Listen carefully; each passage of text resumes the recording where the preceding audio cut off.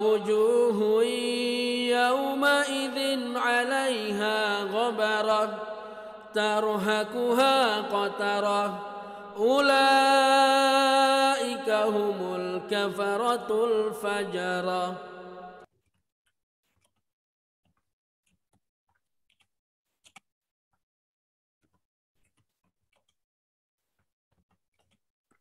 Assalamualaikum.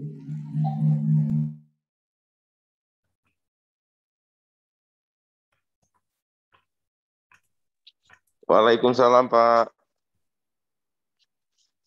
Alhamdulillah sudah bisa mulai lagi kajian subuh. Insya Allah sebentar lagi kita akan mulai, Pak, teman-teman sekalian, sambil menunggu persiapan dari Ustadz Farhan dan tim. Jazakallahu khair.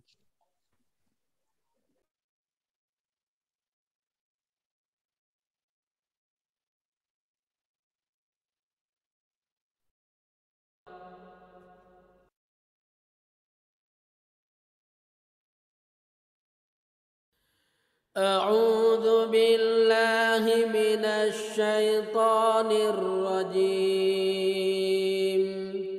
بسم الله الرحمن الرحيم. إذا الشمس كورت وإذا النجوم انكدرت وإذا الجبال سيرت وإذا العشار عطلت وإذا الوحوش حشرت وإذا البحار سجرت وإذا النفوس زوجت وإذا الموءودة سئلت بأي ذنب قتلت وإذا الصحف نشرت وإذا السماء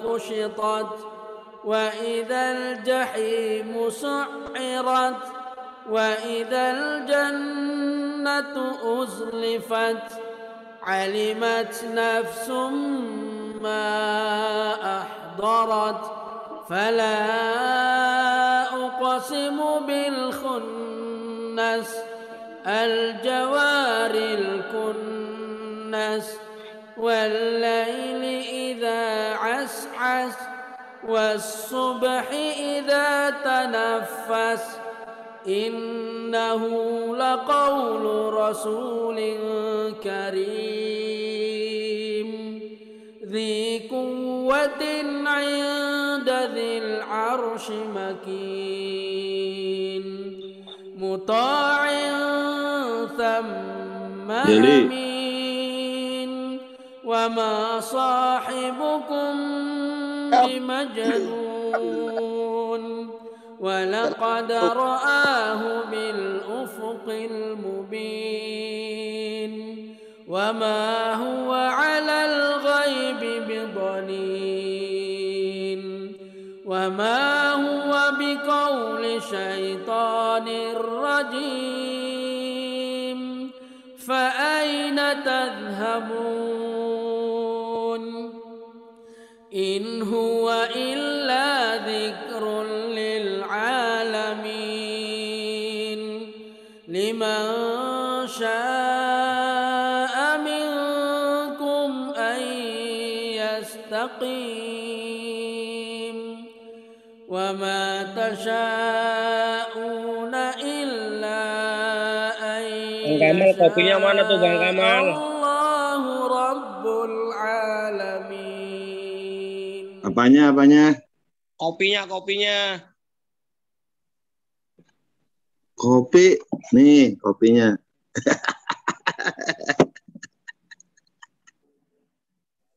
Assalamualaikum warahmatullahi wabarakatuh. Waalaikumsalam warahmatullahi wabarakatuh. Alhamdulillah. Waalaikumsalam warahmatullahi wabarakatuh.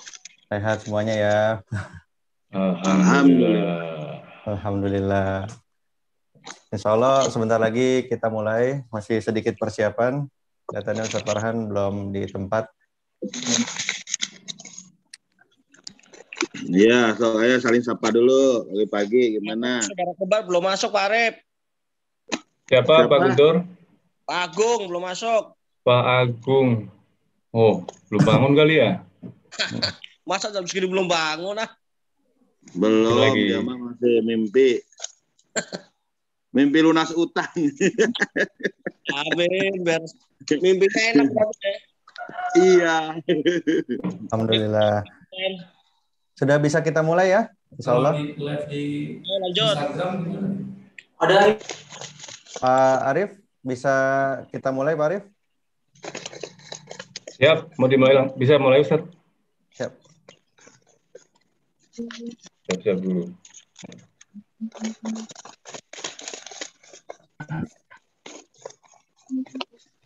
Assalamualaikum warahmatullahi wabarakatuh.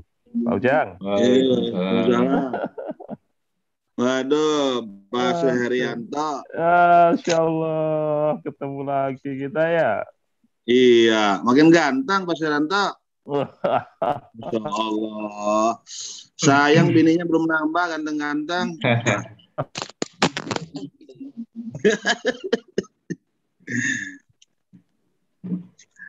Kapan kita ketemu di darat Pak Suherianto?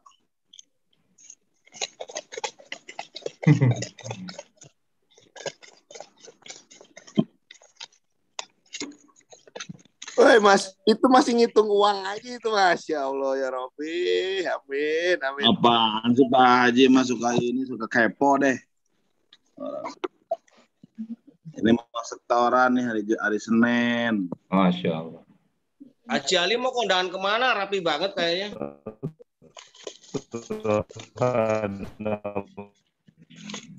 Pak Pak Haji Ali Kamal. gimana, udah sehat Pak Haji Ali?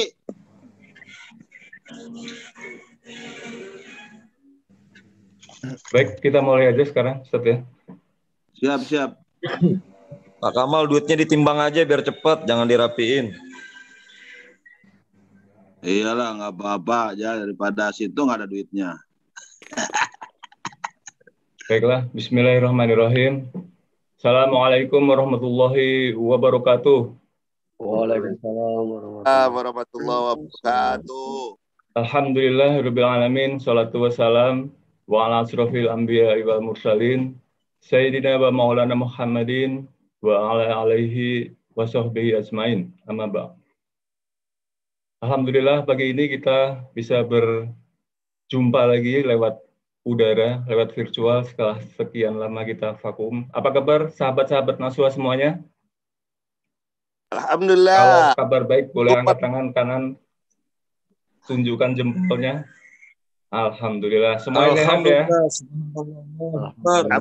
Semoga yang masih isoman segera cepat sembuh. Yang sehat selalu jaga kesehatan semuanya. Alhamdulillah pada pagi hari ini, sahabat-sahabat Naswa yang berbahagia dimanapun berada, insya Allah kita akan rutin nanti setiap hari, Senin sampai dengan Jumat, mengadakan kajian subuh. Dan pada pagi hari ini kita mulai lagi dengan kita awali lagi kitab Riyadhus Shalihin dari bab pertama, yaitu menghadirkan keikhlasan dan menghadirkan niat dalam segala perbuatan, ucapan dan keadaan yang nyata dan yang samar. Untuk selanjutnya dipersilakan Ustadz Farhan Mauludi untuk melanjutkan. Terima kasih.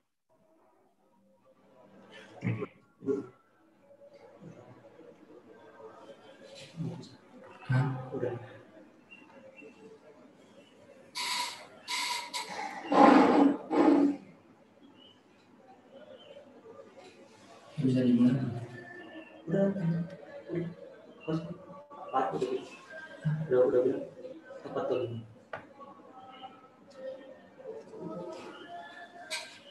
Assalamualaikum warahmatullahi wabarakatuh. Alhamdulillah, salatu wassalamu ala rasulillah wa ala alihi wa ashabihi wa mawalah. Asyhadu an la ilaha illallah wahdahu la syarika lah wa asyhadu anna Muhammadan abduhu wa rasuluh. Rabbi shrah li sadri wa yassir li amri wahlul 'uqdatam min lisani yafqahu qawli, amma ba'd. Alhamdulillah teman-teman, pagi hari ini dengan izin Allah Subhanahu wa taala kita kembali melanjutkan kajian kita membahas sebuah kitab yang sangat bagus, yaitu kitab Riyadhus Shalihin, mengkaji hadis-hadis Rasulullah Shallallahu alaihi wasallam, dan insyaallah hari ini kita akan memulai dari hadis yang pertama. Saya akan bacakan, teman-teman silakan fokus pada layar masing-masing atau pada kitab yang sudah kita bagikan. Bismillahirrahmanirrahim. Babul ikhlasi wa ihdari niyyah fi jamil a'mali wal aqwali wal ahwal al barizah wal khafiyah. Qala Allah Ta'ala, Allah berfirman dalam Al-Qur'an, A'udzu billahi minasyaitonir rajim, wa ma umiru illa liya'budullaha mukhlishina lahud-din hunafa'a wa yuqimus salata wa yutuz zakah wa dzalika dinul qayyimah. Surat Al-Bayyinah ayat 5. Wa qala ta'ala, la yanalallaha luhumuha wala dima'uha walakin yanaluhu taqwa minkum. Al-Hajj ayat 37. Wa qala ta'ala qul in tukhfu ma fi sudurikum aw tubduhu ya'lamullah. Al-Imran ayat 29. Ada 3 ayat yang dibawakan oleh Imam Abu Zakaria Yahya bin Syaraf bin Murri An-Nawawi, pengarang kitab Riyadhus Shalihin ini. Yang pertama, anjuran untuk menyembah Allah Subhanahu wa taala mukhlisina lahud-din, ikhlas karena Allah, tidak berharap apapun kecuali kepada Allah Subhanahu wa taala. Kemudian la yanalallaha luhumuha, tentang syariat berkurban. Allah berfirman dalam Al-Qur'an, Allah tidak akan menerima daging-dagingnya, wala dimauha, atau darah-darah yang keluar dari hewan yang sudah dikurbankan, walakin yanaluhu taqwa minkum, tapi yang Allah terima adalah ketakwaan dari kalian masing-masing. Allah tidak butuh darah, Allah tidak butuh daging, Allah tidak butuh semua amal ibadah kita. Yang Allah butuhkan adalah ketakwaan kita masing-masing. Maka semakin bertakwa kita kepada Allah, semakin besar pahala yang Allah berikan kepada kita. Wa qala ta'ala, dan Allah juga berfirman dalam Al-Imran ayat 29. Qul in tukhfu ma fi sudurikum. Katakanlah wahai Muhammad kepada mereka, kalau mereka kalian menyembunyikan apa yang ada dalam sudurikum, dalam dada kalian, kemaksiatan yang disembunyikan, autubuduhu, atau yang ditampakkan, pasti Allah akan mengetahuinya. Nah, ini yang dibawakan oleh Imam Abu Zakaria Yahya bin Syaraf bin Murri An-Nawawi. Kemudian teman-teman kita akan lanjutkan masuk ke dalam pembahasan hadisnya. Hadis yang pertama,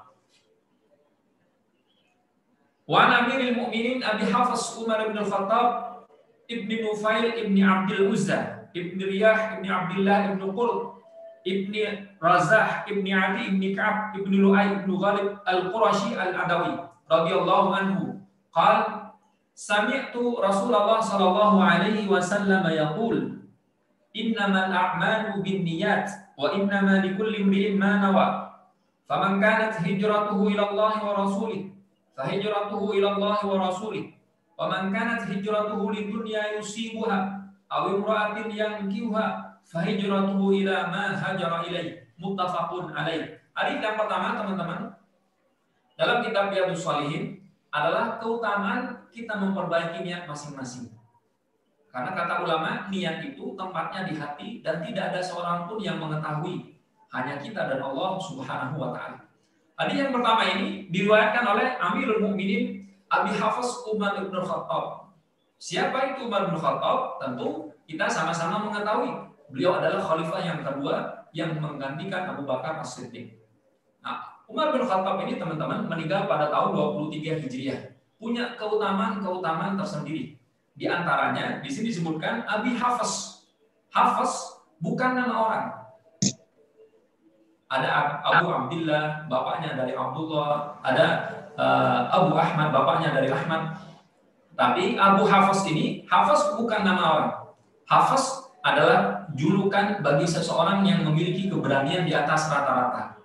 Apa makna dari Hafs? Hafs artinya singa. Nah, terkenal di zaman Rasulullah SAW dulu ada 2 orang yang memiliki keberanian di atas rata-rata.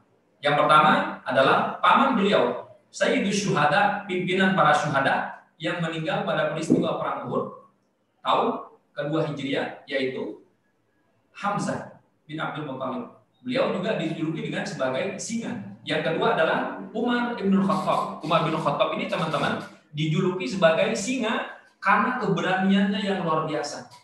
Nah, Hamzah dan Umar bin Khattab ini kalau pergi berburu ke hutan, yang dicari bukan rusa, kelinci, atau anak kambing, bukan. Tapi yang dicari oleh Abu Hafs ini, Umar bin Khattab, adalah singa. Maka kalau Umar bin Khattab masuk ke hutan, keluar dari hutan, yang dibawa di atas punggungnya bukan kelinci atau anak kambing, bukan. Bukan rusa, bukan kancing, bukan. Tapi yang dibawa di punggung Umar bin Khattab adalah seekor singa. Begitu juga dengan Hamzah bin Abdul Muttalib. Maka karena keberanian Umar bin Khattab yang luar biasa ini, sampai dalam sebuah riwayat Rasulullah SAW pernah mendoakan agar agama Islam ini dikuatkan oleh masuknya ke dalam Islam Umar bin Khattab. Kata Rasulullah, Allahumma a'izzil Islam bi ahadi umaraini. Ya Allah, kuatkan agama Islam ini dengan salah seorang di antara dua Umar.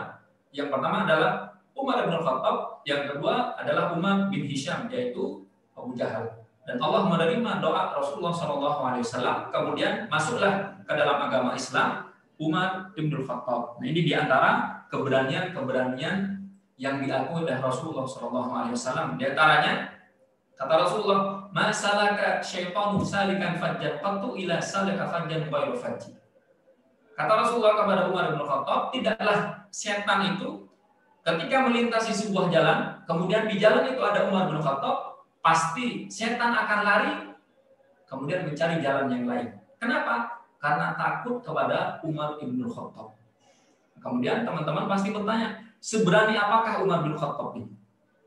Sampai setan saja bisa kabur ketika mengetahui bahwa Umar bin Khattab lewat di jalan itu. Nah, kenapa beliau sangat berani? Karena Umar bin Khattab tidak ada yang ditakuti kecuali Allah Subhanahu wa Ta'ala. Semakin seorang hamba berani terhadap Allah, melanggar syariat-syariat Allah, menghalalkan yang sudah diharamkan atau mengharamkan yang sudah dihalalkan, meninggalkan perintah kemudian mengerjakan larangan, yang dilarang justru dilakukan, yang diperintahkan justru dilakukan, ini berarti seorang hamba sudah berani kepada Allah.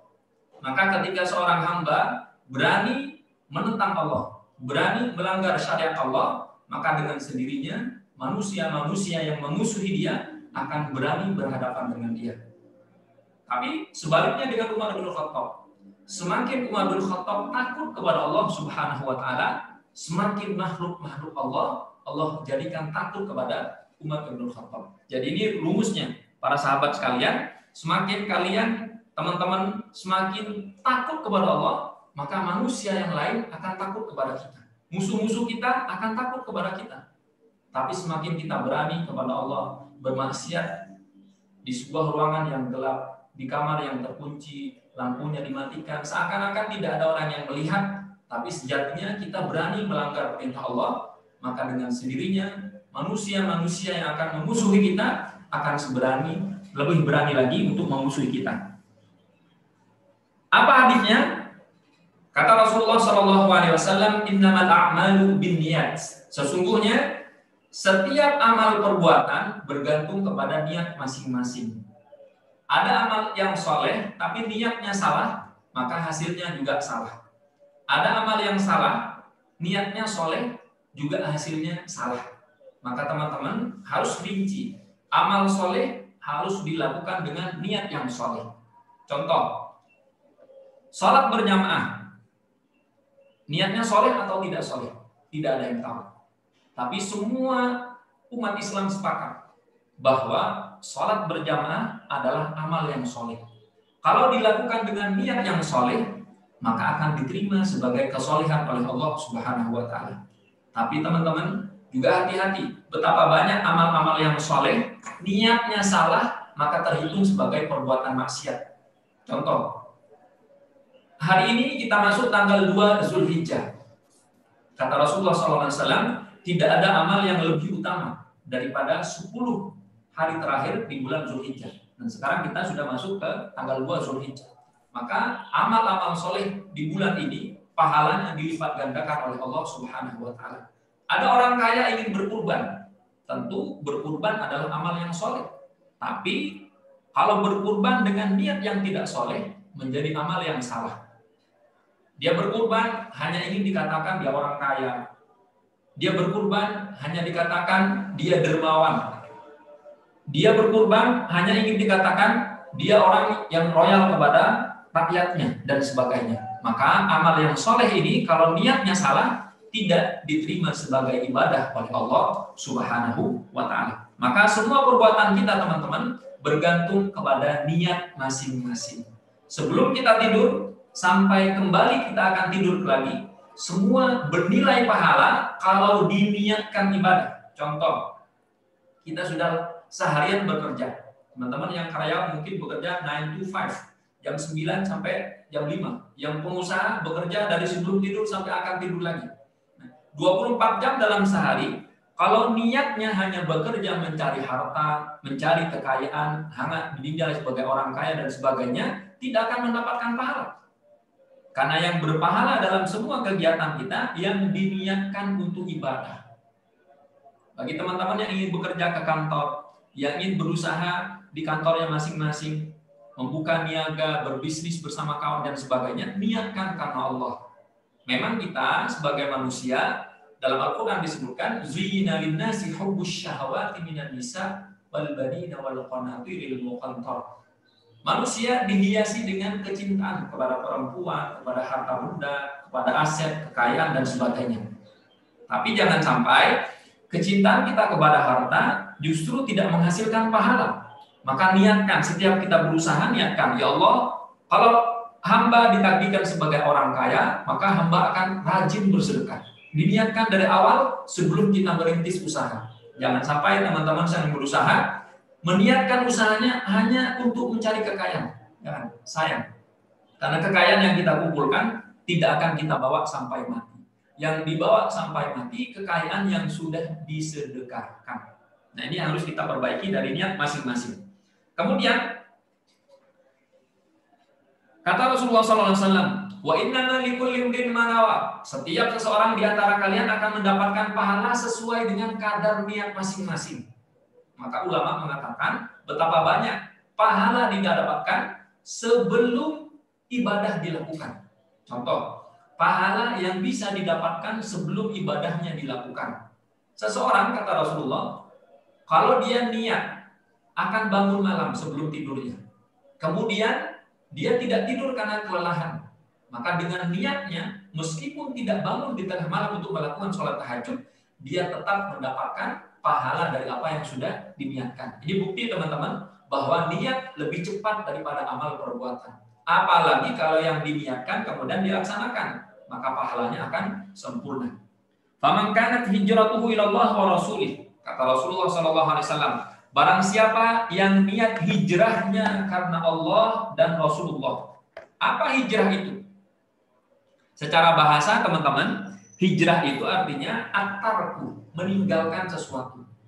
Meninggalkan dari sesuatu yang haram, kemudian kita cari yang halal yang lebih berkah. Meninggalkan pekerjaan yang ada ribanya, kemudian kita melakukan usaha yang tidak ada ribanya. Meninggalkan kemaksiatan, kemudian kita beralih kepada ketaatan. Ini yang disebut dengan hijrah. Dan hijrah ini, teman-teman, bukan hijrah secara lokasi saja, tidak. Tapi yang harus kita hijrahkan adalah kondisi. Kalau yang hijrahnya hanya lokasi, dia akan berpindah dari tempat satu ke tempat yang lain.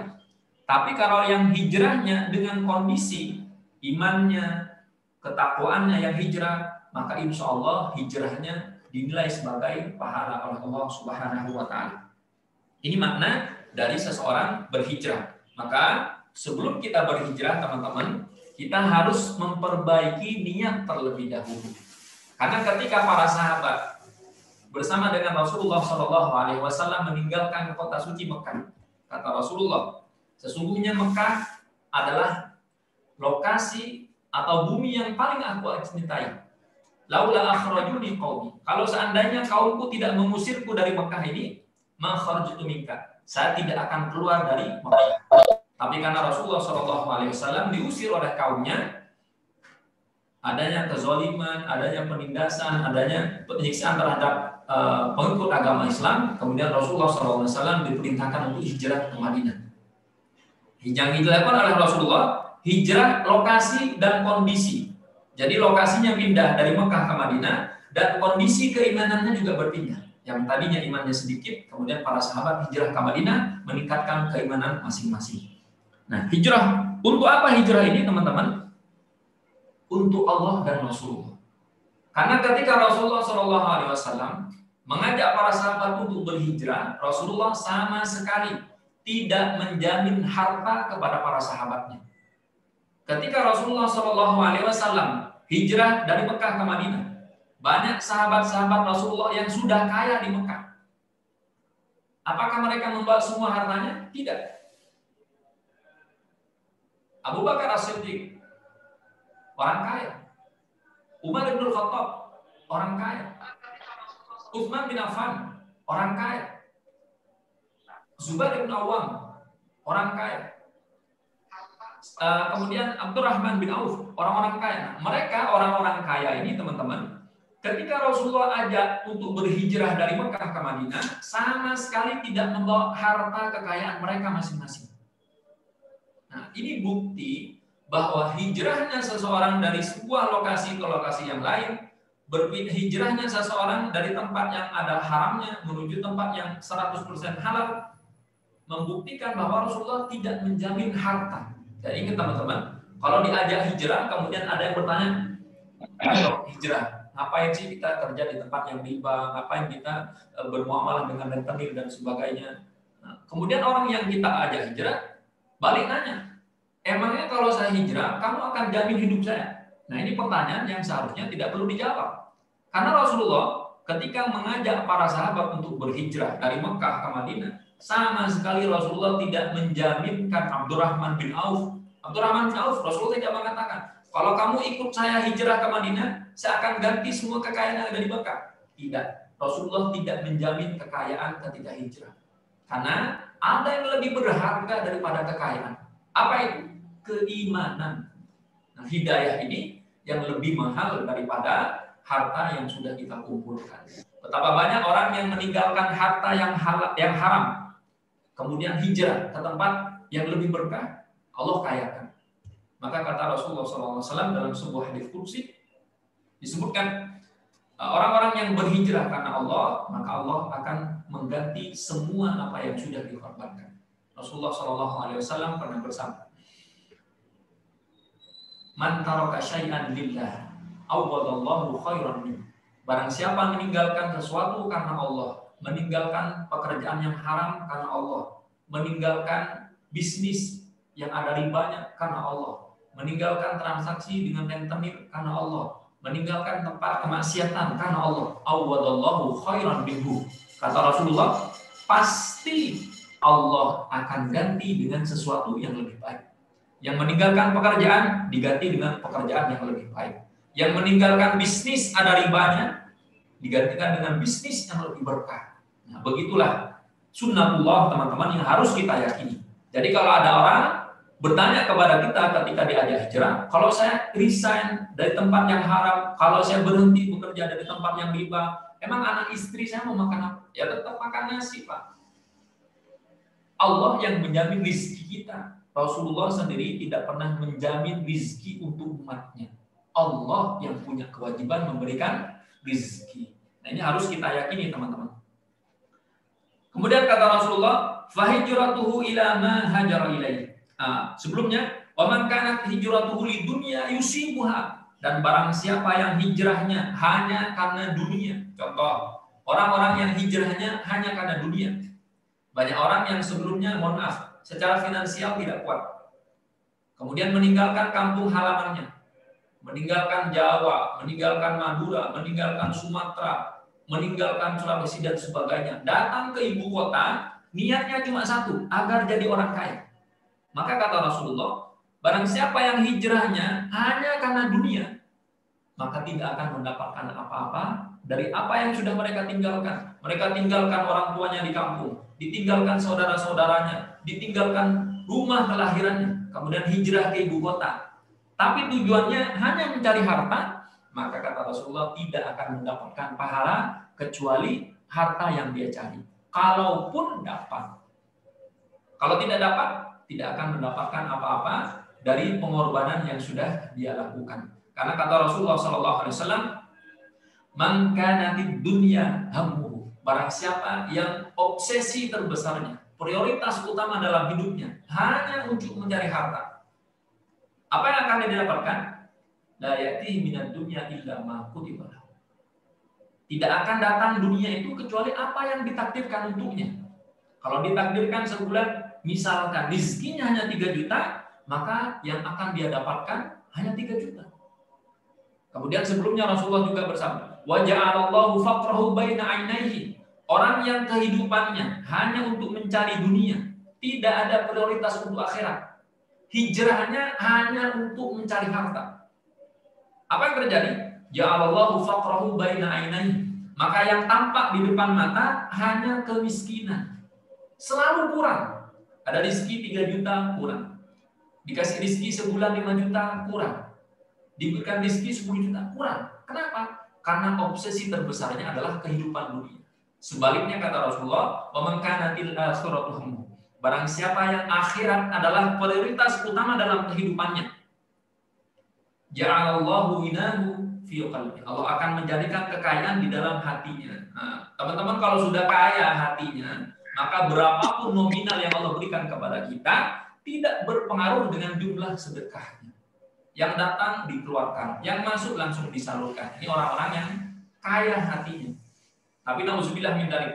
Kalau orang yang miskin hatinya, berapapun kekayaannya, berapapun isi saldonya, tidak akan sanggup dikeluarkan. Ada uang cash 1 miliar, bisa disedekahkan? Tidak. Kenapa? Karena dia merasa miskin, maka yang dia dapatkan selalu merasa kurang. Kurang, ini harus ditambah lagi, harus bekerja lebih lagi. Akhirnya apa? Tidak ada yang bisa dibawa ke kehidupan selanjutnya. Nah, ini harus kita hindari. Kemudian selanjutnya teman-teman, awim ruatin yang kiwa, barang siapa yang hijrahnya hanya untuk wanita. Kita akan bahas kenapa Rasulullah SAW menyebutkan 3 hal ini. Pertama, yang hijrahnya karena Allah akan abadi. Apapun kondisi hidupnya, mungkin dia baru resign dari tempat kerja yang ada ribanya. Dengan izin Allah akan diganti dengan pekerjaan yang lebih baik. Mungkin dia meninggalkan bisnis yang ada di tentemnya, bisnis yang ada kemaksiatannya, maka Allah akan ganti dengan bisnis yang lebih baik. Ini harus kita yakini. Karena semua yang dilakukan karena Allah pasti abadi. Imam Malik pernah mengatakan, "Maka nabillahi baqa." Semua yang kita lakukan karena Allah akan abadi. Mungkin kekayaan tidak kita dapatkan dunia, mungkin. Tapi di akhirat kita akan menjadi orang yang paling kaya. Tapi kalau ketika orang itu berhijrah, yang diniatkan dari hijrahnya hanya dunia, bisa saja mendapatkan dunia. Dan bisa saja tidak mendapatkan dunia. Yang tadinya punya pekerjaan menjadi tidak punya, atau bahkan menjadi lebih miskin. Kalau niat hijrahnya hanya karena uang, maka ini yang harus kita perbaiki. Kata Rasulullah SAW, dan celakalah orang yang di dunia dia miskin, di akhirat masuk neraka. Dan paling celaka, kata Rasulullah, wa ashqal ashqiya man ijtama alaihi faqrud dunya wa adabul akhirah. Orang yang paling celaka adalah orang yang di dunia miskin, di akhirat masuk neraka. Nauzubillah min dzalik. Kalau ada orang kaya di dunia, di akhirat masuk neraka, mungkin ada baiknya, meskipun hanya di dunia, karena dia bisa menikmati kehidupan dunia.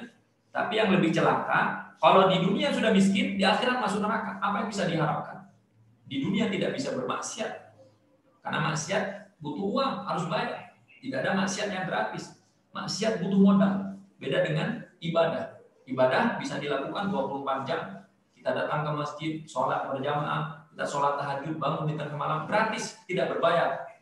Tapi untuk melakukan perbuatan maksiat, harus berbayar. Ada orang mau mabuk, bayar. Ada orang mau berzina, bayar. Ada orang berjudi, bayar. Nah, celakalah kata Rasulullah, kalau di dunia miskin, di akhirat masuk neraka. Nauzubillah min dzalik. Nah, ini yang pertama, niat hijrah hanya karena Allah Subhanahu wa taala. Kemudian yang kedua, teman-teman, orang yang niat hijrahnya hanya karena dunia, biasanya hijrahnya tidak lama. Misal, dia pernah bekerja di lembaga ribawi yang ada rentenirnya misalkan, bermuamalah dengan sistem riba dan sebagainya. Kemudian dia ingin bertaubat, kemudian berhijrah. Di tengah jalan, karena niat hijrahnya bukan karena Allah, tapi karena pekerjaan, karena ada uang, maka ketika pekerjaan tidak didapatkan setelah dia berhijrah, ketika uang tidak didapatkan setelah dia berhijrah, ketika kekayaan tidak Allah berikan setelah dia berhijrah, maka orang ini akan kembali ke dalam dosa masa lalu. Jadi kalau ada orang yang hijrahnya mutaber, mundur tanpa berhutang, dia hijrah semangat di awal-awal, begitu ekonominya ada gangguan langsung balik ke dosa masa lalu. Berarti niatnya bukan karena Allah. Karena yang semua karena Allah, insya Allah akan abadi. Nah, kemudian yang terakhir teman-teman, di sini Rasulullah SAW menegaskan dalam proses hijrah ada perempuan, awim roatin yang kihuha. Ada seseorang laki-laki meninggalkan pekerjaannya, meninggalkan kampung halamannya hanya karena ada wanita yang dia cintai. Berarti dalam proses hijrah kita teman-teman ada dampak dari seorang wanita atau beberapa wanita, entah ibu kita, orang tua kita, entah itu istri kita, keluarga kita, anak-anak kita dan sebagainya. Maka yang disebutkan oleh Rasulullah SAW di sini antara dunia dan wanita berpengaruh terhadap proses hijrah kita. Kalau proses hijrah kita karena Allah Subhanahu Wa Taala, insya Allah semua yang Allah janjikan pasti akan kita dapatkan. Dari dunia yang pernah kita miliki, kemudian kita tinggalkan karena keharamannya, Allah akan gantikan dengan dunia yang lebih halal insya Allah. Tapi kalau dalam proses hijrah kita, ada seseorang yang berhijrah, terpengaruh dengan dunia, hijrahnya tidak sempurna, atau bahkan gagal dia berhijrah. Atau yang lebih parah lagi, ketika seseorang yang bertaubat, ingin hijrah dari dosa masa lalu, kemudian tidak jadi hijrah karena adanya seorang perempuan. Disebutkan oleh Rasulullah, awi proatin. Ada efek negatif daripada wanita. Dan banyak sekali teman-teman, dosa-dosa besar dilakukan oleh seorang laki-laki karena adanya campur tangan wanita. Contoh, na'udzubillah, seorang laki-laki ketika melakukan hubungan dengan seorang perempuan, ini tentu dosa besar yang harus kita hindari. Melakukan sebuah perzinahan. Tentu ada wanita yang mempengaruhi seorang laki-laki ini untuk berbuat demikian.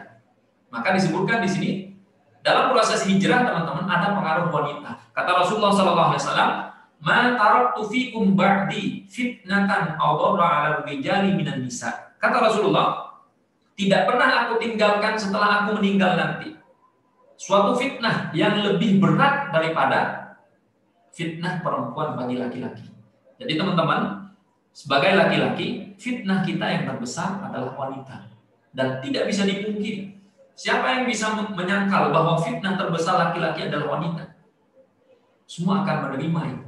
Karena ini adalah sabda Rasulullah SAW yang tidak bisa ditolak oleh logika. Seorang laki-laki normal pasti akan tergoda jika proses hijrahnya diganggu oleh seorang wanita. Entah itu proses hijrah seorang suami tidak disetujui oleh istrinya. Misal, ada seorang suami yang bekerja di tempat yang haram. Entah itu di lembaga ribawi, atau dia bekerja di diskotik, atau bekerja di tempat-tempat yang haram. Dia mau hijrah nih, suaminya mau hijrah. Tapi karena ada wanita yang tidak menyetujui proses hijrahnya nggak jadi, Pak. Ini suaminya sudah semangat mau hijrah. Ternyata istrinya, gimana Pak, kalau kita hijrah nanti anak kita makan apa? Nanti cicilan tiap bulannya mobil dari mana? Cicilan KPR-nya dari mana? Ada pengaruh wanita dalam proses hijrah kita. Maka teman-teman yang ingin berhijrah atau dalam proses hijrahnya sekarang, pastikan istrinya juga mendukung proses hijrahnya. Karena kalau istri tidak mendukung, perjalanan hijrahnya tidak akan sempurna. Di tengah jalan bisa saja berbalik ke dosa yang lama. Betapa banyak orang yang dulu pernah hijrah, kemudian balik lagi ke dosa masa lalu karena istrinya yang tidak kuat dengan kondisi yang harus dihadapi. Karena dalam proses hijrah ini teman-teman bukan permasalahan finansial, bukan. Hijrah itu bukan permasalahan finansial.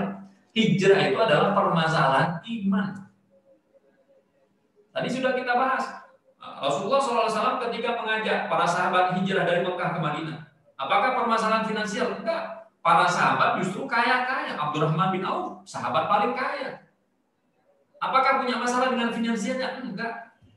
Utsman bin Affan, orang kaya.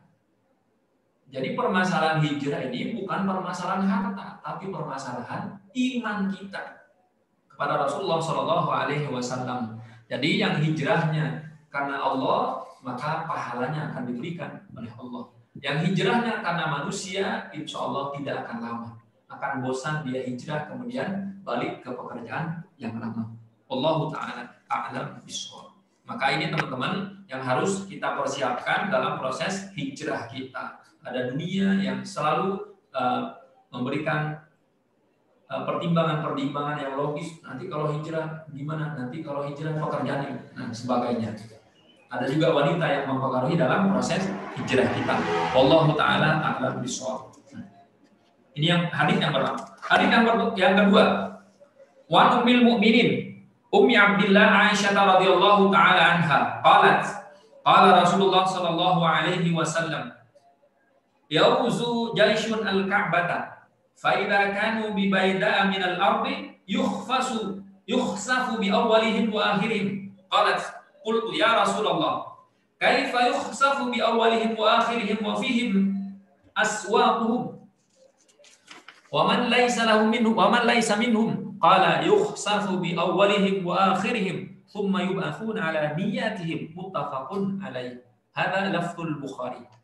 Hadis yang kedua teman-teman dari Ummul Mukminin Aisyah radhiyallahu anha. Nah, di sini menarik ketika Imam Abu Zakaria Yahya bin Syaraf An-Nawawi ini kemudian menyebutkan Ummi Abdillah Aisyah. Aisyah ini siapa? Istri Rasulullah SAW. Aisyah ini dinikahi oleh Rasulullah SAW ketika usianya masih sangat belia, 6 tahun. Kemudian hidup bersama dengan Rasulullah usia 9 tahun. Jadi 9 tahun barulah ibunda dari Aisyah ini, istri dari sahabat yang mulia Abu Bakar As-Siddiq, mengantarkan Aisyah ke rumah Rasulullah SAW. Jadi usianya 9 tahun baru hidup bersama. Nah, para sahabat jangan membayangkan usia 9 tahun perempuan saat itu jangan dibandingkan dengan anak-anak kita dalam usia 9 tahun saat ini tentu berbeda. Orang Arab terdahulu usia 9 tahun ini sudah besar, bongsor kalau kita bilang. Nah, anak-anak kita sekarang karena ya pengaruh makanan dan sebagainya, maka akan berbeda dengan orang-orang terdahulu. Dan ini biasa-biasa saja. Bahkan kakek nenek kita, buyut-buyut kita, mungkin ada sebagian yang menikah usia 9 tahun, 10 tahun. Ini hal yang biasa, tidak bisa kita permasalahkan. Nah, di sini menarik karena disebutkan Ummi Abdillah. Ummu itu ibu dari Abdullah. Padahal teman-teman, sebagaimana kita ketahui bersama bahwa Aisyah ini sejak menikah dengan Rasulullah SAW sampai Rasulullah meninggal usia 63 tahun. Aisyah meninggal usia 58 tahun. Beda 1 tahun dengan Aisyah meninggal di tahun ke-58. Setelah itu 1 tahun berikutnya baru Abu Hurairah meninggal tahun 59. Aisyah meninggal tahun 58. Di tahun ke-58 Aisyah sampai meninggal dunia dengan izin Allah tidak pernah memiliki anak dari Rasulullah SAW. Karena anak Rasulullah hanya 7. 6 dilahirkan dari rahim ibunda kita yang mulia Khadijah binti Khuwailid. Kemudian 1 dilahirkan dari seorang perempuan dari Mesir yang dihadiahkan kepada Rasulullah SAW bernama Maria Al-Qibtiyah. Lahir seorang anak dari beliau yang bernama Ibrahim. Nah, 6 anak Rasulullah SAW meninggal dunia sebelum Rasulullah meninggal dunia kecuali 1 yang bernama Fatimah Az-Zahra, meninggal 6 bulan setelah Rasulullah SAW meninggal dunia. Nah, Aisyah sampai meninggal dunia tidak memiliki anak dari Rasulullah. Tapi kenapa di sini disebutkan Ummu Abdillah, ibu dari Abdullah? Siapa Abdullah ini? Tentu Abdullah bukan anak dari Aisyah, karena Aisyah tidak memiliki anak dari Rasulullah. Abdullah di sini yang disebutkan adalah Abdullah bin Zubair, keponakan dari Aisyah. Aisyah punya kakak yang bernama Asma binti Abi Bakar. Asma ini menikah dengan Zubair bin Awam, seorang yang dijamin masuk surga oleh Rasulullah SAW dari 10 orang sahabat. Nah, Zubair bin Awam juga orang kaya, menikah dengan Asma, anak dari Abu Bakar yang juga orang kaya. Nah, Asma dan Zubair menikah, kemudian lahirlah Abdullah bin Zubair. Nah, Abdullah bin Zubair ini adalah keponakan dari Aisyah. Karena seringnya Abdullah bin Zubair ini dengan Aisyah, maka dinisbatkan seakan-akan adalah anaknya dari Aisyah. Padahal Aisyah tidak memiliki anak. Qalat, Aisyah berkata, qala Rasulullah sallallahu alaihi wasallam. Rasulullah bersabda, "Yauzu jaisyun al-Ka'bata, fa idza kanu bi baida min al-ardi yukhsafu bi awwalihim wa akhirihim." Suatu ketika ada prajurit yang ingin memerangi Ka'bah, ingin menghancurkan Ka'bah.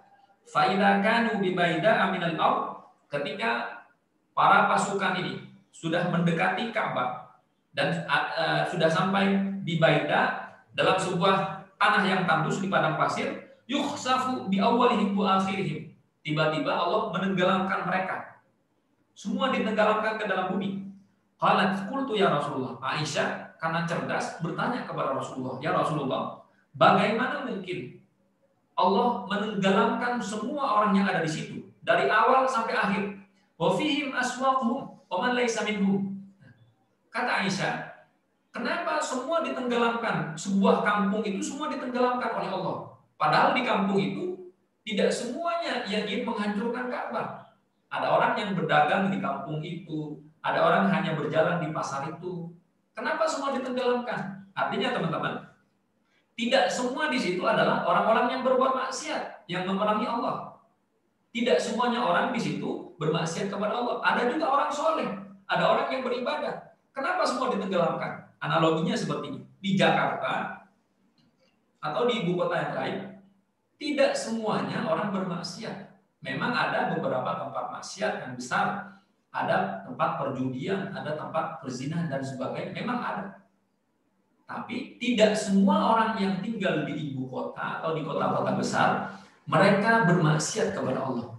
Ada orang yang tidak pernah keluar rumah, ada orang aktif sehari-hari berjamaah di masjid, ada orang yang aktif setiap hari mencari kajian-kajian majelis taklim dan sebagainya. Kenapa semua ditenggelamkan? Kata Rasulullah sallallahu alaihi wasallam, yukhsafu bi awwalihim wa akhirihim thumma yub'atsuna ala niyyatihim. Semua ditenggelamkan, sengaja ditenggelamkan oleh Allah Subhanahu wa taala, tapi nanti yub'atsuna ala niyyatihim. Seseorang itu akan dibangkitkan berdasarkan niat masing-masing. Jadi kalau kita musafir masuk ke dalam sebuah kota, niat kita pergi ke kota itu apa? Kalau niatnya mencari nafkah, ingin membahagiakan anak dan istri, ingin berhijrah dan sebagainya, maka ketika di tengah jalan, ketika kita meninggal dunia, kelak kita akan dibangkitkan sesuai dengan niat masing-masing, meskipun belum sampai di tempat itu. Nah, seperti halnya orang yang ditenggelamkan ke dalam bumi oleh Allah ini, semua nanti dibangkitkan. Kalau dia memerangi Allah, maka dibangkitkan dalam kondisi yang tidak baik. Kalau dia niatnya beribadah kepada Allah, tentu akan mendapatkan pahala dari apa yang sudah diniatkan. Nah, ini teman-teman harus hati-hati. Karena banyak hal yang kita lakukan setiap hari ternyata menentukan akhir hayat hidup kita. Kata Rasulullah SAW, seseorang itu anas yamutuna bima ya'ishu alaihi. Seseorang itu meninggal dengan kebiasaan-kebiasaan hidup masing-masing. Bima ya'ishu alaihi. Kalau dia hidupnya, mohon maaf, setiap malam cuma nongkrong, setiap malam main domino, setiap malam cuma, mohon maaf, mungkin cuma ngerokok, berjudi dan sebagainya, melakukan perbuatan-perbuatan yang tidak ada hubungannya dengan kegiatan dunia dan akhirat, dihabiskan begitu saja, maka insya Allah meninggalnya juga akan begitu, kata Rasulullah. Tapi kalau dia setiap hari beribadah, dia berdakwah, sholat berjamaah, membantu orang yang tidak mampu, memberikan makanan kepada orang yang kelaparan, memberikan minuman kepada orang yang kehausan, bersedekah air dan sebagainya, maka dia akan meninggal dalam kondisi seperti ini, kata Rasulullah SAW. Jadi teman-teman, jangan meremehkan kebiasaan-kebiasaan kita, karena kebiasaan ini teman-teman akan menentukan nasib di akhir hayat kita. Jadi jangan sampai kita meninggal nauzubillah dalam kondisi su'ul khotimah. Nauzubillah. Muttafaqun alaih. Hadis ini muttafaq alaih. Apa pengertian muttafaq alaih dalam ilmu hadis? Nah, muttafaq alaih ini teman-teman artinya Hadis yang diriwayatkan oleh Imam Bukhari dalam kitab Sahih Bukhari. Hadis yang diriwayatkan oleh Imam Muslim dalam kitab Sahih Muslim. Nah, dua-duanya diriwayatkan dari jalur sahabat yang sama. Baru disebutkan dengan hadis muttafaq alaih. Kalau Imam Bukhari meriwayatkan hadis dalam kitab Sahih Bukhari, Imam Muslim meriwayatkan sebuah hadis dalam kitab Sahih Muslim. Tapi jalur sahabatnya berbeda, tidak disebutkan muttafaq alaih. Karena muttafaq alaih syaratnya diriwayatkan oleh dua imam, Imam Bukhari dan Imam Muslim dalam kitab Sahih mereka, harus di kitab Sahih mereka. Karena Imam Bukhari kitabnya bukan satu, ada bermufrad, ada kitab tarikh dan sebagainya. Harus di kitab Sahih mereka, Imam Bukhari dan Imam Muslim dari jalur sahabat yang sama. Jadi teman-teman, kalau kita merujuk kepada referensi yang pertama, dalam kitab Sahih Bukhari, maka disebutkan hadis ini diriwayatkan dari jalur Aisyah. Kita merujuk kepada referensi yang kedua, kitab Sahih Imam Muslim, Sahih Muslim, maka kita akan dapatkan di kitab Sahih Muslim jalur sahabatnya juga sama. Namanya Aisyah radhiyallahu taala anha. Wallahu taala a'lam bishawab. Baik, teman-teman, hadis yang ketiga dari sahabat yang sama, Aisyah radhiyallahu taala anha, qalat Qala Nabi sallallahu alaihi wasallam la hijrata ba'dal fathi walakin jihadun wa niyyatun wa idastumfirtum fanfiru muttafaqun alaihi. Kata Rasulullah sallallahu alaihi wasallam, la hijrata ba'dal fathi, tidak disyariatkan kita untuk hijrah setelah terjadinya Fathu Makkah. Kenapa? Karena Makkah yang tadinya biladul kufar, negerinya orang-orang kafir, sudah ditaklukkan oleh Rasulullah SAW pada peristiwa Fathu Makkah tahun ke-8 Hijriah. Ditaklukkan, maka Makkah yang tadinya orang menyembah berhala, kemudian berhalanya dihancurkan oleh Rasulullah SAW dan diberikan pilihan, boleh tinggal di Mekah dengan syarat masuk ke dalam agama Islam, ikut ajaran Rasulullah SAW. Atau yang kedua, tidak masuk ke dalam agama Islam dan meninggalkan Mekah. Maka banyak sekali sahabat-sahabat Rasulullah SAW yang dulunya memerangi Rasulullah SAW masuk Islam ketika itu. Banyak orang-orang yang dulu memerangi Rasulullah dengan sangat keras. Ada Khalid bin Walid, pasukan kaum kafir Quraisy yang dulu menaklukkan pasukan Rasulullah SAW dalam peristiwa perang Uhud ketika kalah dalam perang Badar. Kemudian balas dendam tahun ke-3 Hijriah pada peristiwa perang Uhud. Siapa pimpinannya? Khalid bin Walid. Khalid bin Walid orang yang paling mengusir Rasulullah. Tapi ketika Makkah ditaklukkan, Khalid bin Walid masuk ke dalam agama Islam. Ikrimah bin Abi Jahal, anak dari Abu Jahal, masuk Islam. Abu Sufyan masuk ke dalam agama Islam. Nah, dalam proses hijrah ini teman-teman, Allah Subhanahu wa taala tidak menilai masa lalu kita. Bahkan nanti kita akan bahas kata Rasulullah SAW, al-hijratu tajubu ma qablaha. Hijrah seseorang yang tadinya bekerja di tempat limbah, yang tadinya mabok, yang tadinya berzina, yang tadinya makan dan sebagainya. Tajubu ma qablaha. Ketika dia sudah berhijrah, maka dosa-dosa masa lalunya akan dihapus oleh Allah Subhanahu wa taala. Ini rahman dan rahimnya Allah Subhanahu wa taala. Rahman adalah rahmat Allah untuk semua orang, baik orang kafir atau orang muslim, diberikan. Maka jangan kaget kalau ada orang, mohon maaf, dia non-muslim, tapi sedekahnya banyak, punya foundation, punya amal kebaikan, sering bersedekah, sering berderma, dikayakan oleh Allah. Jangan kaget, karena Allah Maha Rahman. Kata ulama, Rahman itu lebih luas. Tapi Rahim hanya diberikan kepada orang yang beriman. Dalam Al-Quran disebutkan, wa kana bil mu'minina rahimah. Allah itu sangat rahim kepada orang-orang yang beriman. Maka ketika Allah menyayangi hambanya, Allah akan memberikan hidayah kepada hamba tersebut untuk bertaubat sebelum dia meninggal. Jadi teman-teman yang sudah mendapatkan hidayah, bersyukur kepada Allah. Tidak semua orang diberikan hidayah untuk berhijrah. Nah, ini harus kita syukuri. Coba. Sebelum kita akhiri kajian kita pagi hari ini, kita sedikit introspeksi. Kondisi kita pagi hari ini bandingkan dengan kondisi kita 10 tahun yang lalu. Lebih baik mana? Tentu lebih baik kondisi kita pagi hari ini. Kondisi kita pagi hari ini bandingkan dengan kondisi kita 20 tahun yang lalu. Tentu lebih baik kondisi kita hari ini. Mungkin sebagian dari kita diberikan finansial yang sangat sedikit. Hari ini mungkin. Tapi hari ini semua orang yang mendengar kita hari ini adalah orang-orang yang diberikan hidayah oleh Allah Subhanahu wa taala. Karena orang-orang yang mendengarkan hadis-hadis Rasulullah SAW, mendengarkan ayat-ayat Al-Quran adalah orang-orang yang diberikan hidayah oleh Allah Subhanahu wa taala. Walakin jihadun wa niyah. Setelah Mekah ditaklukkan, teman-teman, pekerjaan kita belum selesai. Kenapa? Kita punya tugas yang lebih berat lagi, yaitu menaklukkan, berjihad, menaklukkan niat kita masing-masing.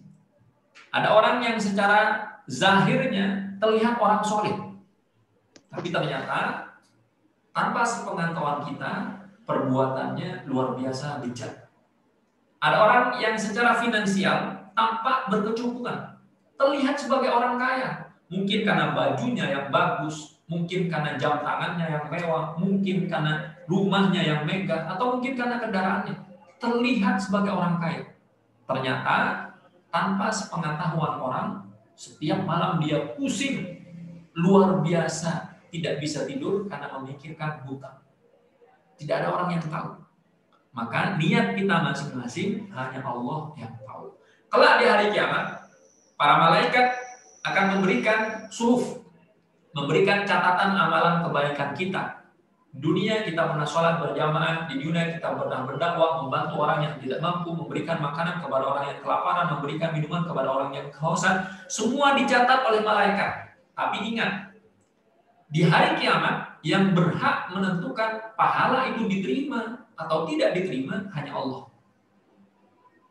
Ketika ditampilkan semua amal ibadah kita, ada beberapa hamba yang amal ibadahnya, kata Rasulullah, faja'alahu haba'an mansura. Semua amal-amal ibadah itu dijadikan seperti debu yang berterbangan. Habis semua. Kenapa? Malaikat komplain. Ma narahu illa khairan. Ya Allah, yang kami catat, kata para malaikat, tidaklah kami lihat kecuali kebaikan-kebaikan. Maka dicatat. Dia pernah sholat, dia pernah zakat, dia pernah zakat, dan sebagainya. Malaikat komplain kepada Allah. Kenapa dihapus ya Allah? Dulu hamba-hambamu ini beribadah, maka kami catat sebagai ibadah. Kenapa dihapus? Kata Allah Subhanahu wa taala, ini bukan untukku. Maka catatan-catatan itu teman-teman utuh, tapi belum tentu diterima oleh Allah Subhanahu wa taala. Secara zahir, ada orang mungkin setiap hari pergi ke masjid sholat berjamaah. Secara zahir, kita lihat kawan-kawan kita setiap hari Jumat bersedekah dengan jumlah yang sangat banyak. Secara zahir. Tapi secara batin belum tentu amal perbuatan itu diterima oleh Allah. Apa yang menyebabkan ibadah-ibadah itu tidak diterima oleh Allah? Karena niatnya. Kalau niatnya tidak soleh, meskipun amal soleh, tetap akan terhitung sebagai kemaksiatan. Nauzubillah min dzalik. Wa idastumfirtum, kata Rasulullah, kalau kalian diminta untuk pergi perang, famfiru, maka berangkatlah perang. Kalau ada kewajiban berperang, contoh, dalam kondisi tertentu, pemerintah Indonesia mengumumkan untuk wajib militer. Maka kewajiban militer ini harus dilaksanakan oleh semua rakyatnya. Semua yang dipanggil oleh pemerintah wajib hadir. Atau misalkan pemerintah Indonesia, dalam kondisi tertentu, wallahu a'lam tahun berapa, mungkin 2100, 2200, ada kondisi yang mengharuskan rakyatnya berperang, maka wajib kita ikut berperang.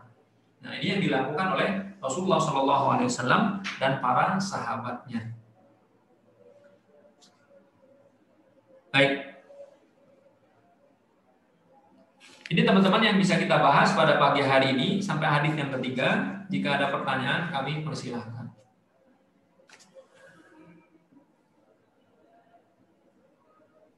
Alhamdulillah, terima kasih Ustadz Farhan. Sahabat-sahabat sekalian yang mau bertanya boleh tulis di kolom chat. Tapi sebelumnya ini sudah ada yang masuk Ustadz. Saya bacakan saja Ustadz ya.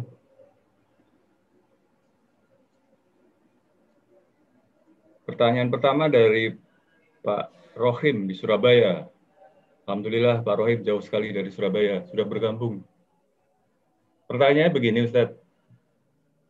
Assalamualaikum Ustaz Warhan. Kalau kita sudah hijrah dan taubatan nasuha, dalam prosesnya dan masih belum selesai, contohnya utang masih sebagian belum lunas, tetapi sudah dipanggil Allah Subhanahu wa Ta'ala atau wafat. Bagaimana ini Ustaz? Begitu pertanyaan Ustaz.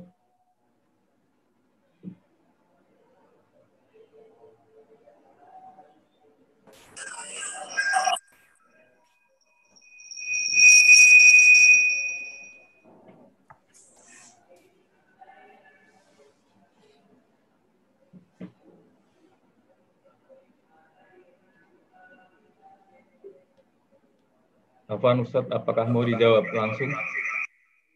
Boleh diulangi, Pak? Oh ya. Pertanyaan dari Pak Rohim Surabaya. Assalamualaikum Ustaz Farhan. Kalau kita sudah hijrah dan sudah hijrah dengan taubatan nasuha dalam prosesnya masih belum selesai, kemudian kita dipanggil oleh Allah Subhanahu wa Ta'ala padahal masih belum lunas nih utang. Bagaimana Ustaz itu? Mungkin bisa dijawab langsung dulu.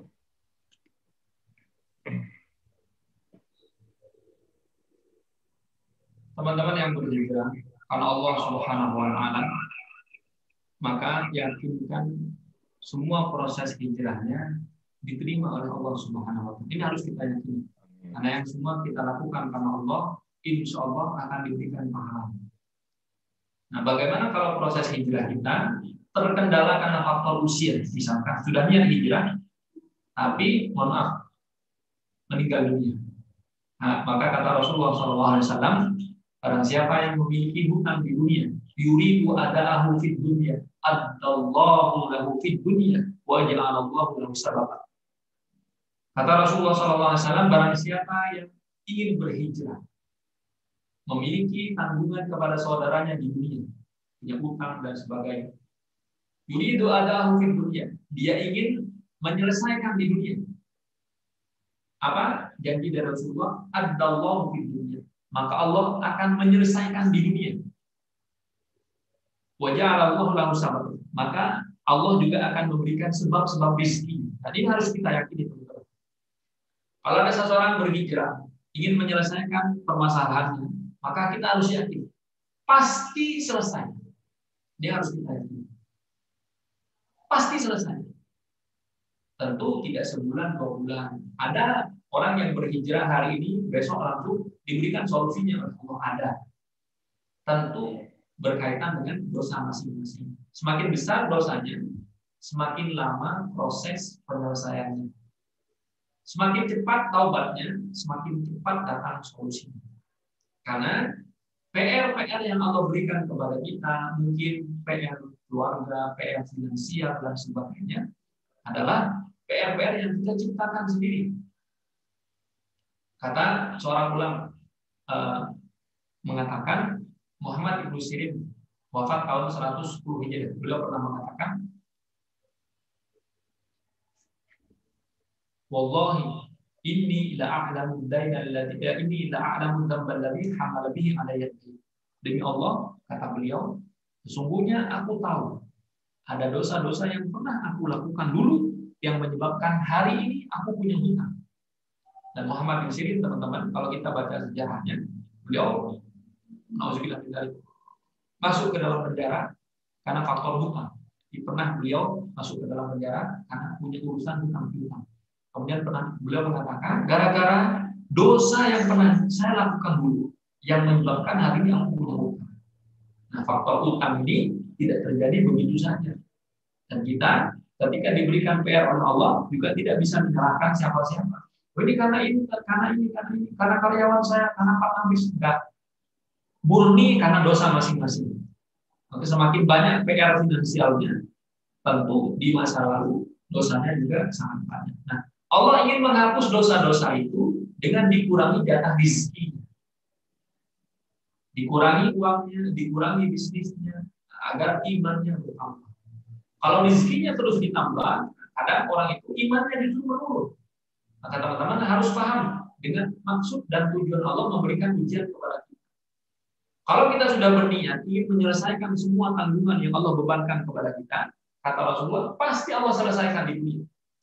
Kalau tidak selesai di dunia, bergantung kepada niat masing-masing. Nah, karena nanti orang yang masuk ke dalam surga, sebelum masuk ke dalam surga, dia selesai melewati sirat. Sirat ini kata Rasulullah, jembatan yang sangat tipis. Tebalnya lebih tipis daripada rambut, lebih tajam daripada perang, dan licin. Bayangkan, ada jembatan yang lebih tipis daripada rambut, lebih tajam daripada pedang, dan licin.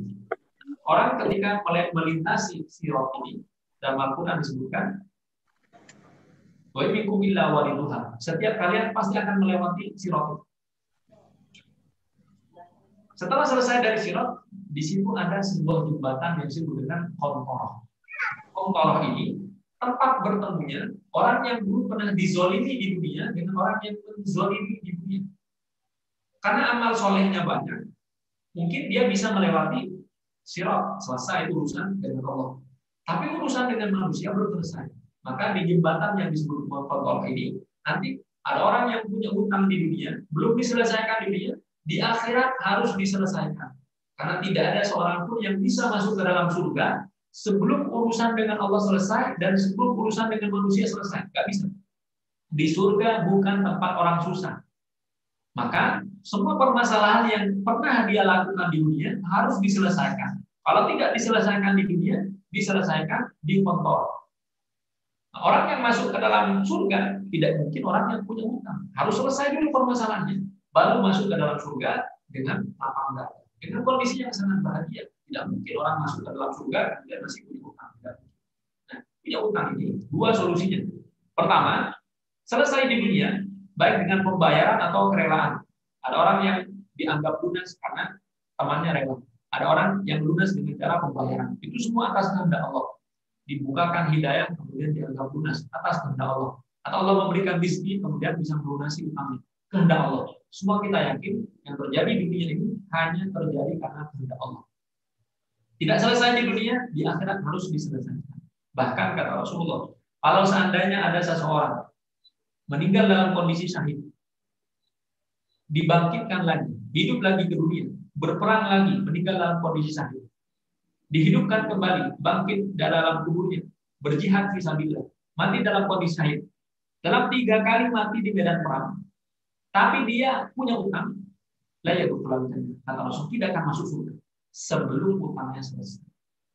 Bagaimana kalau dia meninggal, sudah berazam, bertekad, berusaha menjual aset dan sebagainya, tapi di tengah jalan tidak selesai, maka urusannya kita kembalikan kepada Allah Subhanahu wa Ta'ala. Allah yang menentukan. Wallahu a'lam. Kalau niatnya sudah benar, insya Allah Allah akan membukakan pintu hati dari orang yang dihutangi untuk mengikhlaskan setelah kematian orang tadi. Nah, ini tergantung kepada Allah. Wallahu a'lam. Kita serahkan kepada Allah agar dimudahkan semua proses kita. Wallahu ta'ala a'lam bishawab. Terima kasih. Baik, terima kasih Ustaz. Yang berikutnya ini Pak Suherianto Soleh mau bertanya langsung. Pak Suherianto, apakah sudah siap? Siap, alhamdulillah. Silakan. Assalamualaikum warahmatullahi wabarakatuh. Waalaikumsalam warahmatullahi wabarakatuh. Selamat berjumpa kembali Ustaz Farhan. Masya Allah, baru kita ketemu lagi di kancah Nasuha. Nasuha memang mantap, alhamdulillah. Ustaz Farhan, jadi terkait dengan Rasulullah waktu hijrah, ya kan? Kemudian pertanyaan saya itu terkait juga dengan Aisyah yang merupakan istri yang terakhir, Aisyah. Itu Rasulullah pada menjelang wafatnya, beliau berdoa kepada Allah, ya Allah, nanti matikanlah saya dalam keadaan miskin. Itu memaknai miskin itu apa? Miskin dosa atau miskin harta? Dan memang Rasulullah itu kan tidak mewariskan apapun kepada Fatimah Az-Zahra sebagai anaknya itu. Justru baju perangnya tergadaikan untuk membeli jemawut ya untuk makan waktu itu. Hingga akhirnya sampai meninggalnya pun juga baju tersebut juga masih belum ditebus ya. Kemudian dikaitkan dengan kita, bolehkah kita itu juga mempunyai hajat seperti yang Rasulullah ucapkan?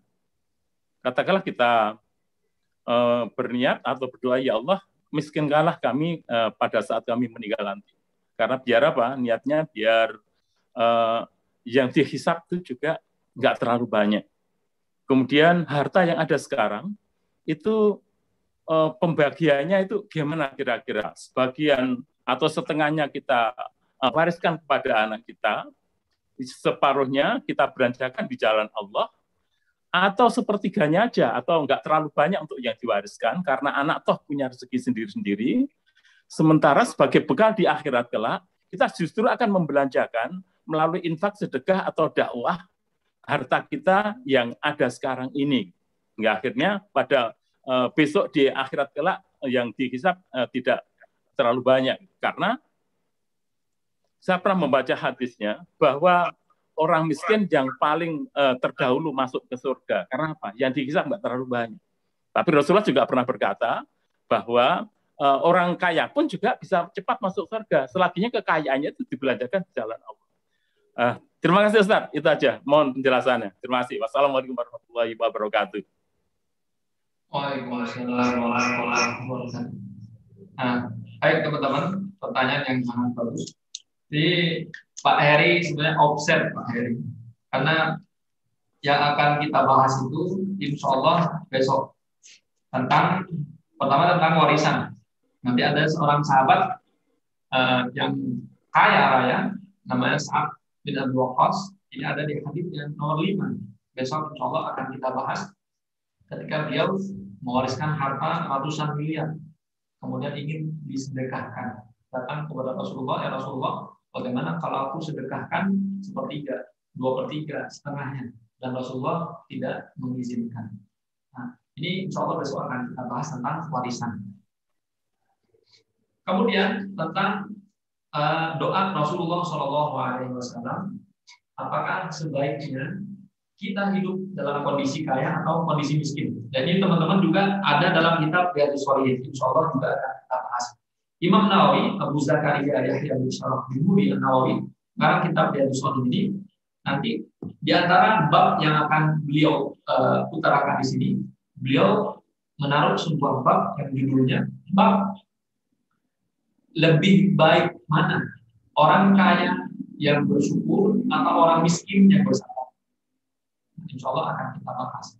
Tapi tentang hadis tadi yang tadi disebutkan, Rasulullah SAW pernah berdoa, Allahumma ahyini miskinan, ya Allah, hidupkan aku dalam kondisi miskin, wa amitni miskinan, dan wafatkan aku dalam kondisi miskin, wahsyurni fi zumratil masakin, dan kumpulkanlah, bangkitkan aku di padang mahsyar dengan orang-orang yang miskin. Perlu kita ketahui, definisi miskin berbeda dengan fakir. Fakir adalah orang yang ketika ingin makan hari itu tidak memiliki apa yang ingin dimakan hari itu. Kebutuhan pokok tidak tercukupi. Ini definisi dari orang fakir. Jadi orang fakir bangun tidur, mau sarapan nggak ada. Dia orang fakir. Kalau orang miskin, teman-teman, yang ingin dimakan hari itu sudah ada di hari itu, tidak perlu mencari. Jadi ini definisi miskin dan fakir. Jadi orang miskin ini hidupnya cukup, tapi tidak lebih. Orang fakir hidupnya tidak cukup dan kurang.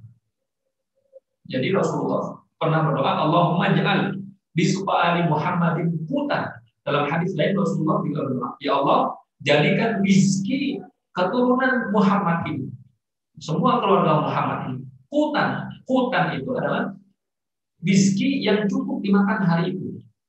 Misalkan hari ini kita akan makan sarapan, siang, dan malam. Hari itu cukup. Nah, hari ini baru mencari untuk rizki besok. Besok mencari untuk kehidupan lusa, dan seperti itu selanjutnya. Jadi beda dengan fakir. Kalau fakir tidak memiliki jatah rizki hari itu. Kalau miskin masih punya. Ini doa dari Rasulullah SAW. Apakah kita boleh berdoa seperti itu? Nah, tentu pilihan kembali kepada teman-teman masing-masing. Kalau memang sanggup berdoa seperti itu, ya dipersilakan. Tapi tidak semua orang diberikan kesanggupan hidup seperti Rasulullah SAW. Apakah Rasulullah miskin? Tentu tidak. Rasulullah kaya, sifatnya sederhana. Jadi yang perlu kita ketahui bersama, teman-teman, bahwa Rasulullah itu kaya, tapi cara memandang dunia sangat sederhana. Dalam Al-Quran disebutkan, wa'alamu annama ghanimtum min syai'in fa anna lillahi khumsahu wa lirrasul. Rasulullah punya jatah 1/5 daripada harta rampasan perang. 1/5 sangat banyak. Kalau 10% dari 100 juta, 10 juta. Kalau 1/5, 5 juta. Kalau 5%, 1/5 daripada 100 miliar, banyak. Nah, pernah suatu ketika seorang sahabat yang bernama Anas bin Malik, pembantu Rasulullah SAW. Kata beliau, "Utiyal malu minal Bahrain." Suatu ketika didatangkan harta yang sangat banyak dari negeri Bahrain. Bahrain tentu tidak seperti Bahrain saat ini. Bahrain adalah lokasi yang negara yang saat ini berlokasi di sepanjang pantai Bahrain, antara dua pantai. Kata Anas bin Malik, aku tidak pernah melihat harta sebanyak ini didatangkan kepada Rasulullah SAW. Karena datangnya malam, teman-teman, orang yang diperangi kemudian kalah bisa menerima masuk ke dalam Islam, atau mereka tidak menerima Islam tapi harus bayar jizyah. Ini penawaran dari Rasulullah.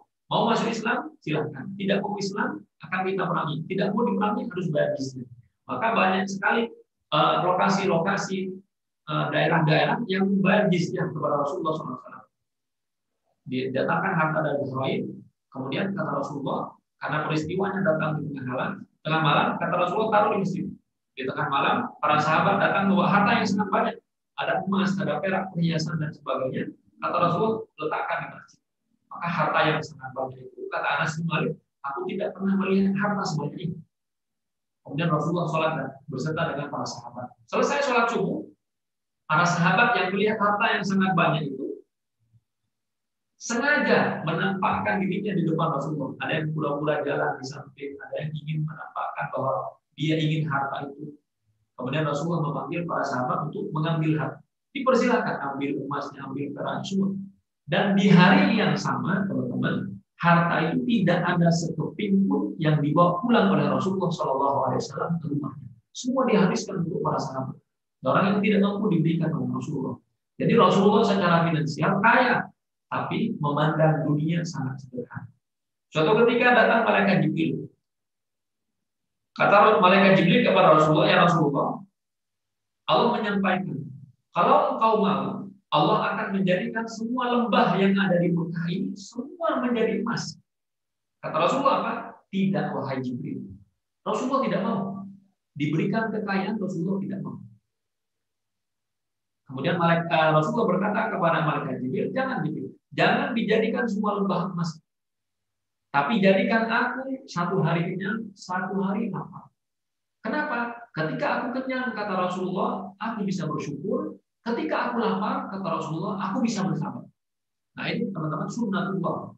Kadang kita di atas, kadang di bawah, kadang kaya, kadang sederhana. Itu sunnatullah. Tidak ada orang yang lahir kemudian kaya sampai meninggal. Tidak ada. Tidak ada orang yang lahir kemudian senang selama tidak. Semua silih berganti. Kata Allah dalam Al-Quran, wa tilkal ayyamu nudawiluha bainan nas. Hari-hari itu berganti, musim berganti. Kadang di atas, kadang di bawah. Itu sunnatullah. Nah, ini harus kita terima. Kadang untung, kadang buntung, kadang kaya, kadang sederhana, dan sebagainya. Nah, ini yang jawabannya bahwa Rasulullah tidak miskin. Kenapa sampai berhutang? Dalam kondisi-kondisi tertentu Rasulullah semua hartanya habis dibagikan. Maka dalam kondisi tertentu ada rumah-rumah istri Rasulullah, ada 9 rumah. Jadi ketika Rasulullah hijrah ke Madinah, 9 istri Rasulullah SAW dibuatkan rumah-rumah di samping Masjid Nabawi. Rumah Aisyah yang paling depan, kemudian istri-istri yang lain. Ada yang di sebelah bawah. Nah, 9 rumah ini teman-teman, di situ ada istri Rasulullah SAW, dan setiap rumah Rasulullah titipkan satu pembantu. Bayangkan, kalau ada di antara kita punya 9 rumah, punya 9 pembantu, apakah orang miskin atau orang kaya? Tentu orang kaya. Nah, dalam kondisi tertentu, orang kaya pun kadang merasakan kekurangan. Dan tidak mungkin selama hidup kita semua berkecukupan. Enggak. Ada masa-masa sehari kita tidak mendapatkan rezeki, sebulan kita tidak mendapatkan keuntungan. Ini wajar-wajar saja. Nah, dalam kondisi tertentu, Rasulullah SAW pernah menggadaikan dirok baju perang beliau kepada seorang Yahudi di Madinah yang bernama Abu Syahma. Ditukar dengan gandum 30 sok. 30 sok itu kalau ukuran kita sekarang 90 kilo gandum, kemudian dibagikan kepada 9 rumah dari istri-istri Rasulullah SAW.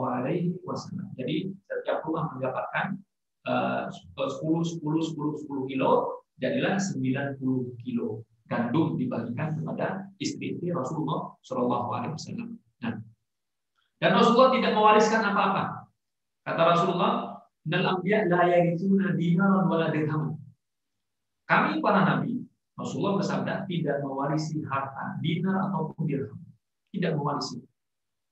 Yang diwariskan kepada umat-umat Rasulullah adalah ilmu. Nah, ini yang dilakukan oleh Rasulullah SAW. Kemudian, apakah orang kaya masuk surganya lebih lambat daripada orang miskin? Betul. Kata Rasulullah SAW, yadkhulu al-fuqara al-jannata qabla al-awliya bi 500 am. Kata Rasulullah SAW dalam sebuah hadis yang sahih, orang-orang miskin yang beriman masuk surganya lebih cepat daripada orang kaya yang beriman, jaraknya 500 tahun.